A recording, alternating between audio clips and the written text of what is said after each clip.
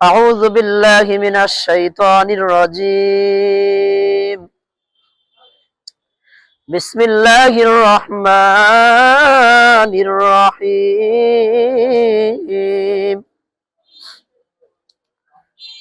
ياسين والقرآن الحكيم. জন্ম থেকেই চোখে আলো নেই, পৃথিবী তার কাছে অন্ধকার। তবুও সেই অন্ধকার ভেদ করে কোরআনের আলো বয়ে বেড়াচ্ছেন জন্মান্ধ হাফেজ মুহাম্মদ সিরাজুল ইসলাম। শ্রবণ শক্তিকে সঙ্গী করে পবিত্র কোরআন মুখস্থ করে হয়েছেন একজন হাফেজ। দৃষ্টিহীন থাকায় কোথাও চাকরি পাচ্ছেন না তিনি। একটি চাকরির আশায় পথে পথে ঘুরছেন। চাকরির খোঁজে তিনি এখন পিরোজপুরের নেছারাবাদ উপজেলায়। যেমনি কথা বলি, আল্লাহ তাআলার মেহেরবানিতে অনুবাদ স্মৃতিশক্তির মাধ্যমে এভাবে আমাকে হুজুরের একায়াত করে শোনাইছে।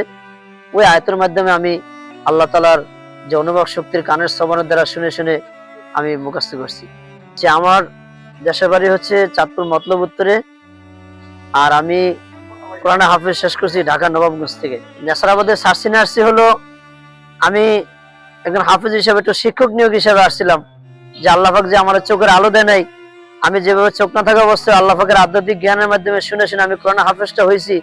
আমি চাচ্ছিলাম যে হাফিজে মাদ্রাসায় একটু ছাত্রদেরকে পড়ানোর জন্য একটু শিক্ষক নিয়োগ হিসেবে সার্সিনা মাদ্রাসায় আবেদন দিছিলাম।